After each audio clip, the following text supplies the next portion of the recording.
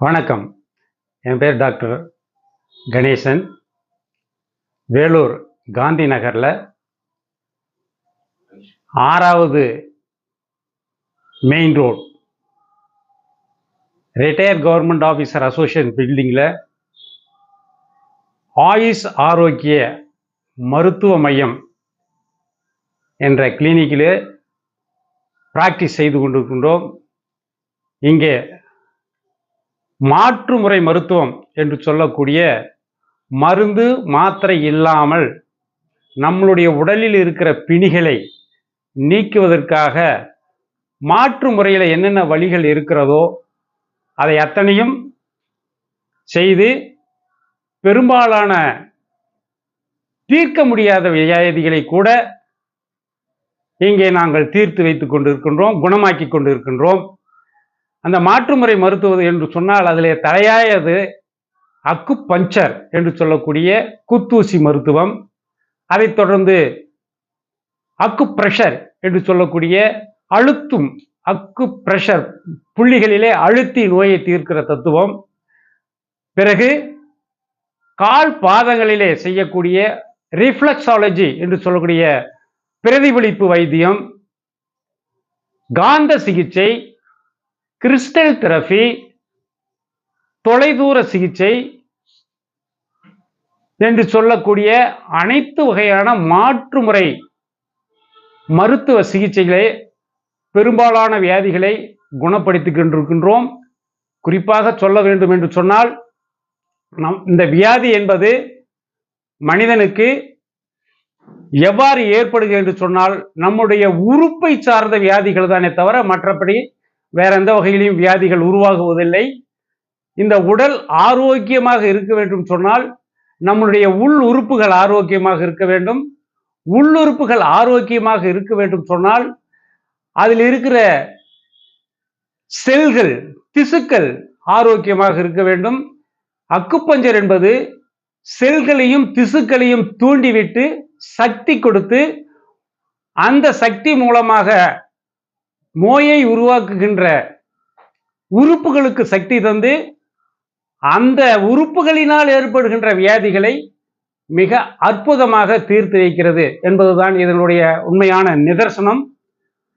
இங்கே செலுத்தப்படுகின்ற சிகிச்சை, கொடுக்கப்படுகின்ற சிகிச்சை நம்மளுடைய உறுப்புகளுக்கு சக்தி கொடுத்துதான் நோயை குணமாக்குமே தவிர நோயை நேரடியாக குணமாவதற்கு வாய்ப்பில்லை.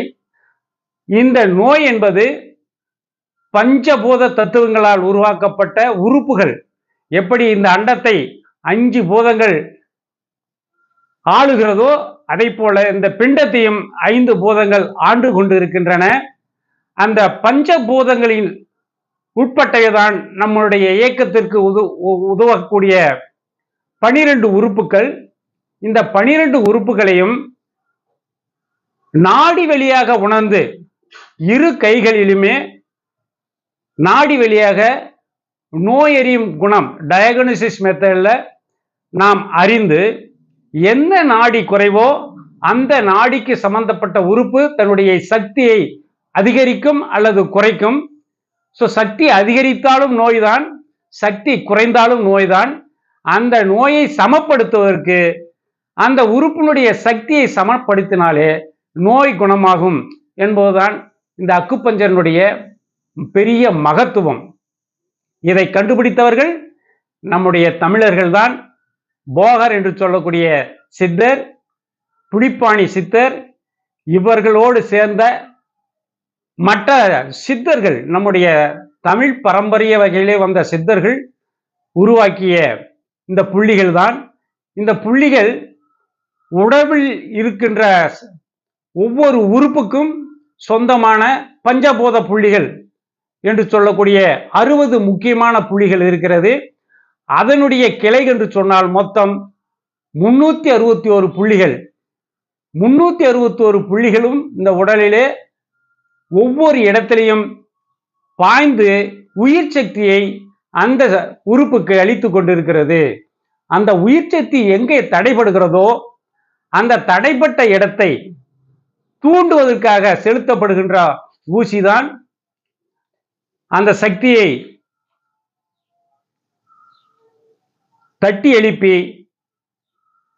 நோயை குணமாக்குகின்ற வேலையை செய்கிறது. இந்த ஊசியில் மருந்து இருக்கிறதா என்று சொன்னால் மருந்து இல்லை. நோய் நம்ம உடலே இருக்கிறது. அந்த நோய்க்கான மருந்தும் நம் உடலிலேயே இருக்கிறது என்பதுதான் இந்த அக்குப்பஞ்சர் தத்துவத்திலே இருக்கிற ஒரு மிகப்பெரிய மகத்துவம். இந்த ஊசி என்பது நம்முடைய உயிர் ஆற்றல், உயிர் சக்தி ஓட்டத்தை தூண்டுகிறது. நம்ம உயிர் சக்தி ஓட்டல் எதிர்மொழியாக செல்லுகிறது என்று சொன்னால் நம் உடலிலே பாய்கின்ற இரத்தத்தின் வழியாக உயிரோட்டம் செல்லுகின்றன. இரத்தத்திலே இருக்கிற ஹீமோகுளோபின் தான் நாம் உண்ணும் உணவுடைய சக்தியை உறுப்புகளுக்கு எடுத்து சென்று அதற்கான உறுப்புகளுக்கான சக்தியை தருகிறது.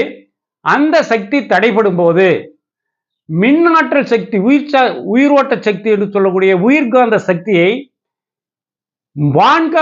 வான்காந்த சக்தியோடு இணைக்கிற தத்துவத்திலே இந்த ஊசி செயல்படுகிறது. ஒவ்வொரு ஊசியிலும் எந்த விதமான மருந்து கிடையாது.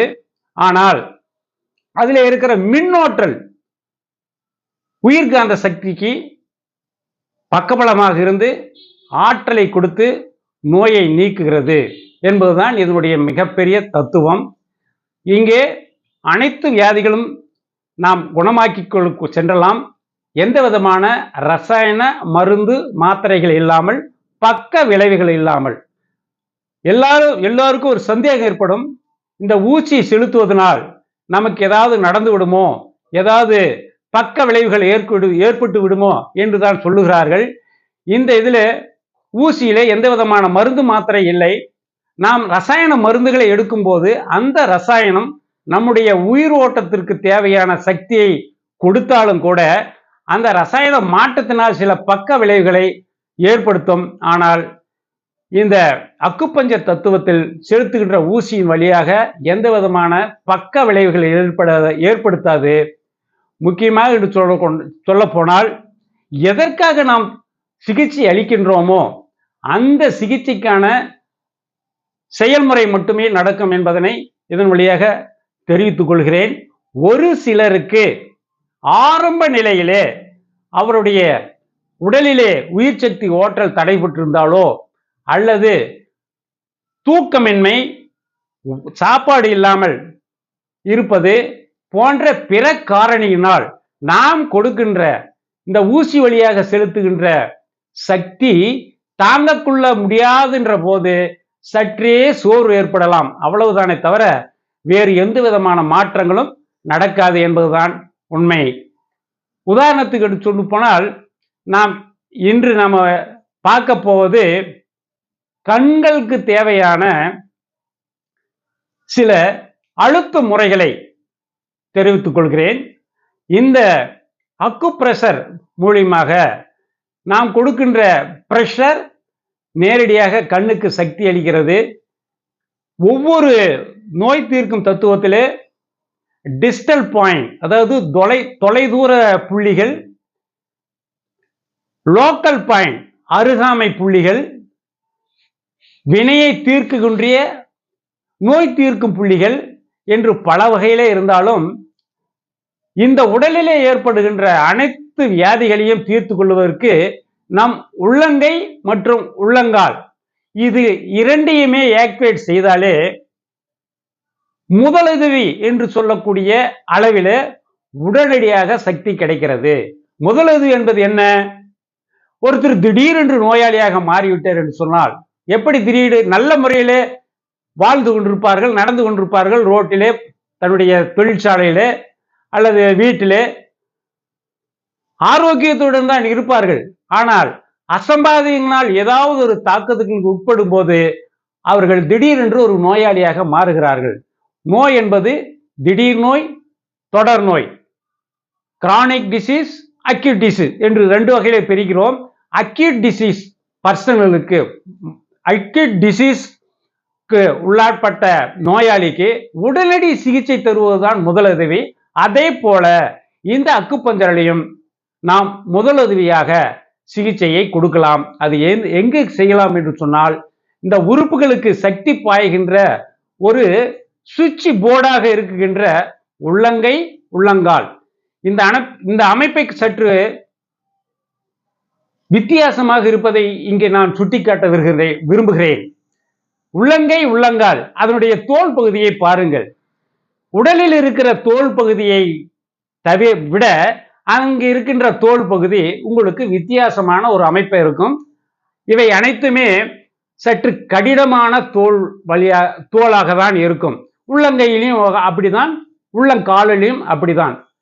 இந்த உள்ளங்கை, உள்ளங்காலிலேயே இந்த உடலுக்கு தேவையான அனைத்து உறுப்புகளுக்கும் நாம் சக்தி கொடுக்கலாம் என்பதை இங்கே அறிவுறுத்தி கூறுகிறேன்.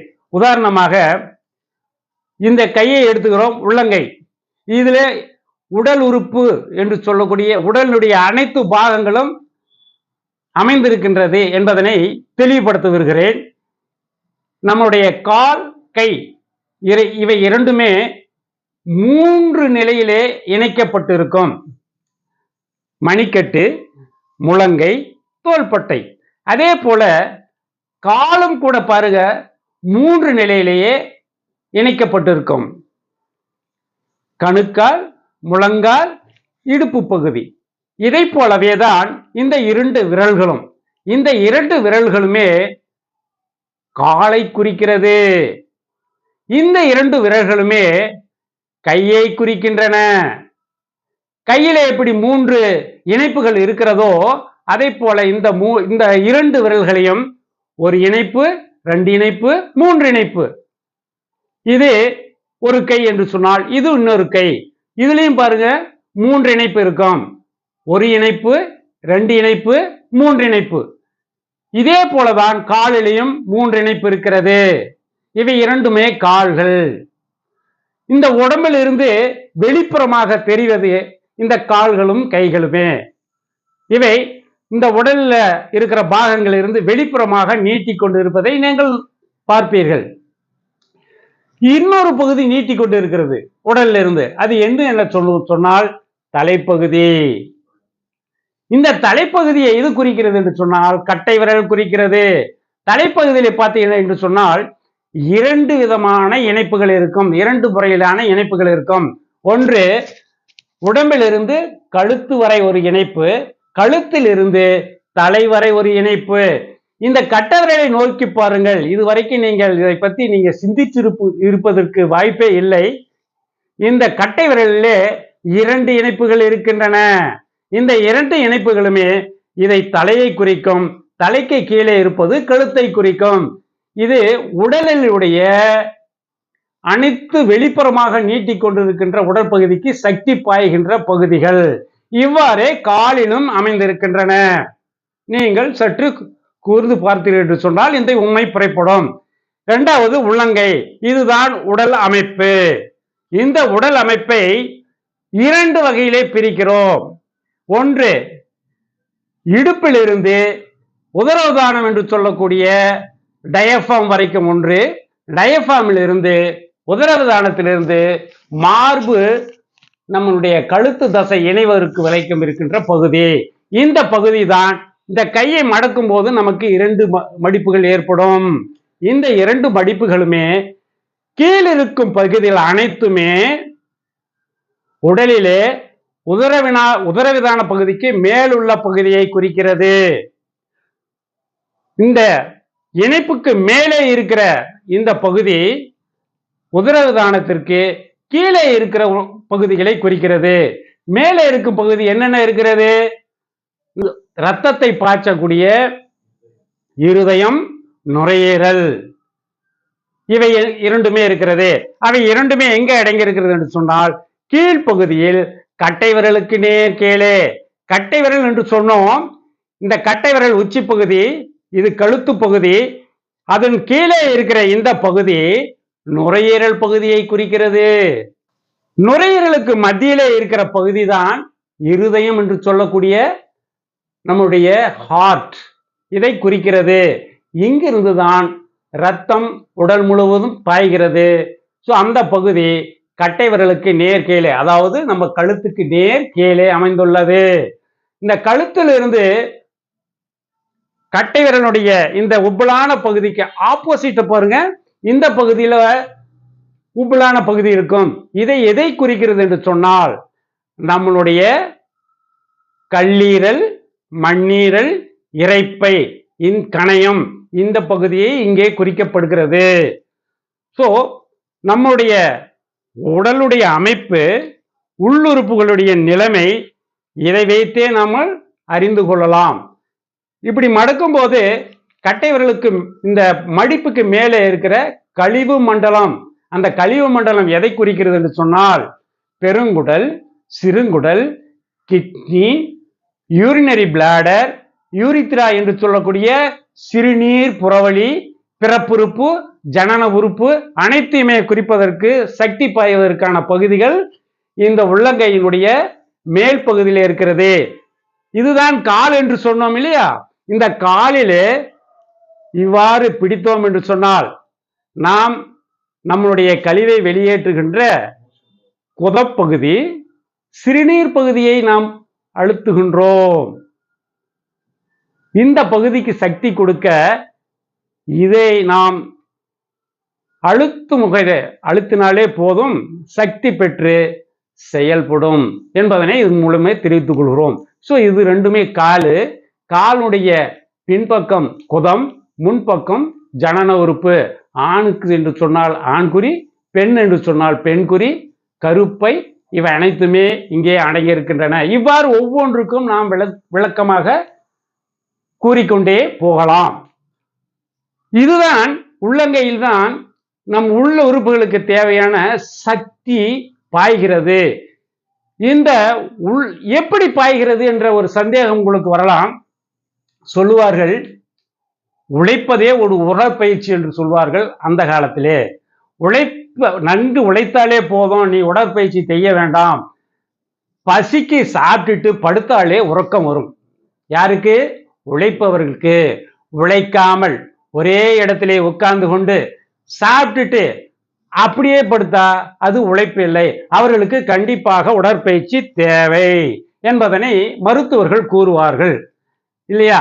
அதே போலதான் நாம் இந்த உள்ளங்கையில இருக்கிற ஒவ்வொரு பகுதியுமே உள்ளுறுப்புக்கு செல்லக்கூடிய உயிர் சக்தி ஓட்டலை தூண்டக்கூடிய ஒரு சுவிட்ச் போர்டு. எப்படி ஒரு சுவிட்சை போட்டால் அங்கே இயக்கம், மின்சாரம் சென்று இயங்க வேண்டிய அந்த பகுதி இயங்குதோ, ஒரு பல்ப் என்று சொன்னால் எரிய வேண்டும், மின்சாரத்தினுடைய ஒரு ஃபேன் என்று சொன்னால் சுற்ற வேண்டும், அல்லது ஃப்ரிட்ஜ் செயல்பட வேண்டும். இந்த வகையிலே ஒவ்வொருக்கும் ஒரு சுவிட்ச் போர்டு வச்சிருப்பாங்க. அதே போலதான் இந்த உடலுக்குள்ள இருக்கிற உறுப்புகளுக்கு இயக்குவதற்கான சுவிட்ச் போர்டு எங்கே இருக்கிறது என்று சொன்னால் இந்த உள்ளங்கையிலே இருக்கிறது. ஆக இந்த உள்ளங்கையை ஆக்டிவேட் செய்தாலே அனைத்து வியாதிகளும் தீர்ந்து விடுமா என்ற ஒரு கேள்வி எழலாம். கண்டிப்பாக தீர்ந்து விடாது. ஆனால் உள்ளுறுப்புகளுக்கு என்ன செல்கிறது? சக்தி பாய்கிறது. அந்த சக்தி பாய்வதனால் அந்த உறுப்பு நன்கு இயங்கி அது சம்பந்தமான வியாதிகளை வராமலேயே தடுக்கிறது. உதாரணத்துக்கு என்ன சொல்கிறோம் என்று சொன்னால், நான் ஒரு கருவியை எடுத்தேன்.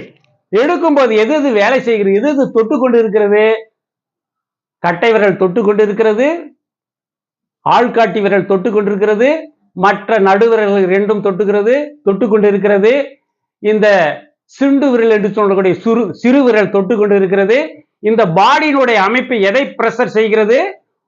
இந்த உள்ளங்கையினுடைய கழிவு மண்டலம், ஜீரண மண்டலம் ஆகிய பகுதியிலேயே தொட்டு கொண்டிருக்கின்றன. நான் இதை வைத்து இயக்குகிறேன் என்று சொன்னால் அந்த இயக்கம் நோயாளிக்கும் செல்கிறது. நோயாளிக்கு செல்லுகின்ற அந்த வைத்தியருக்கும் இயக்கம் இங்கே ஏற்பட்டு தன்னுடைய உறுப்புகளை தன்னைத்தானே சக்தி பாய்ச்சி கொள்ளுகிறது. ஒரு கல்லை தூக்குகிறோம், தூக்கும் போது அந்த பகுதிகளெல்லாம் என்னாகும்? பிரஷர் ஏற்படும். அந்த பிரஷரு இந்த உடம்புக்கு தேவையான உயிரோட்ட சக்தியை அதன் மூலியமாக பாய்ச்சுகிறது. தெரிந்தோ தெரியாமலோ நாம் செய்கின்ற கைகளால் செய்கின்ற ஒவ்வொரு பணியிலையும் இந்த உடலுக்கு தேவையான சக்தி பாய்கிறது என்பதனை இதன் வழியாக நான் தெரிவித்துக் கொள்கிறேன். அதனாலதான் அந்த இப்பவும் சொல்வார்கள், ஒரு கோவிலுக்கு செல்வதற்காக மாலை அணிந்து விட்டால் செருப்பணியாமல் செல்லுங்கள் என்று சொன்னார்கள். எதற்காக? இந்த அதே போல கையில் இருக்கிற அமைப்பை போல காலிலையும் இருக்கிறது. அந்த கால்கள் செருப்பு இல்லாமல் நடந்து செல்லுகிறோம் என்று சொன்னால் அங்கே இருக்கிற உறுப்புகள் உடைய புள்ளிகள் தூண்டப்பட்டு தன்னைத்தானே சக்தி அங்கிருந்து பாய்கிறது. செருப்போடு நடந்தாலும் அந்த பாய்ச்சல் இருக்கும். செருப்பு இல்லாமல் நடந்தால் 100% என்று சொன்னால் செருப்போடு நடந்தாலும் நமக்கு அதனுடைய பிரஷர் கிடைத்து ஒரு 75% பணியை செய்கிறது. அதனால் சொல்லுவார்கள், காலை எழுந்தவுடன் நடங்க, வாக்கிங் போங்க. வாக்கிங் ஒரு அருமையான எக்ஸசைஸ் என்று சொல்வார்கள். இதனால் என்ன எக்ஸசைஸ் நடக்கிறது என்று சொன்னால் உள்ளுறுப்புக்கு தேவையான அனைத்து சக்திகளும் நம்மளுடைய பாதத்திலே அமைந்திருக்கின்ற புள்ளிகள், தூண்டும் புள்ளிகளின் வழியாக உள்ளே சென்று நமக்கு சக்தி அளிக்கிறது. அதனால் நாம் நோயின்றி வாழலாம் என்பதுதான் உண்மை. இப்பொழுது நம்ம எல்லாத்தையும் சொல்லிட்டோம்.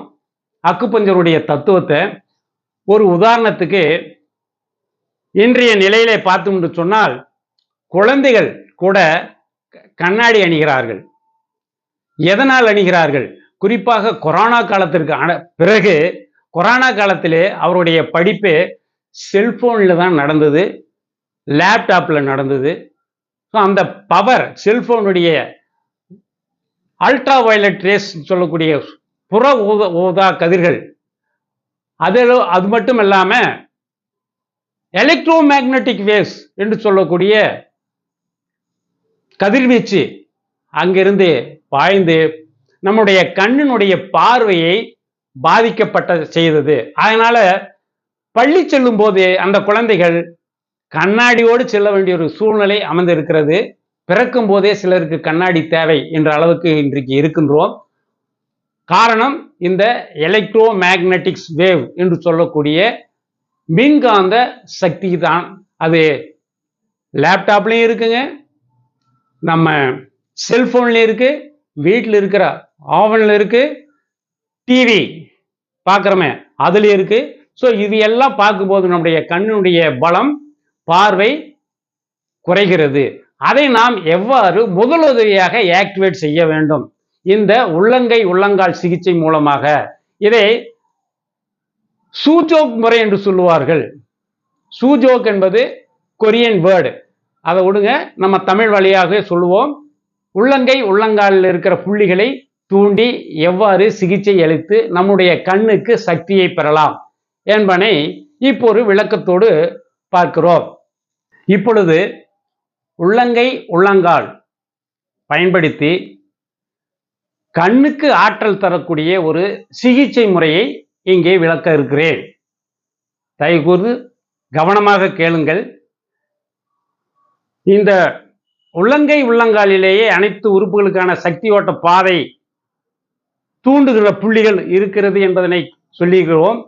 இதுல இந்த கண்களுக்கு சக்தி பாயக்கூடிய புள்ளிகள் எங்கே இருக்கிறது என்று சொன்னால், கால் என்று சொல்லக்கூடிய இந்த விரலையும் கை என்று சொல்லக்கூடிய இந்த விரல்களையும் இருக்கிறது.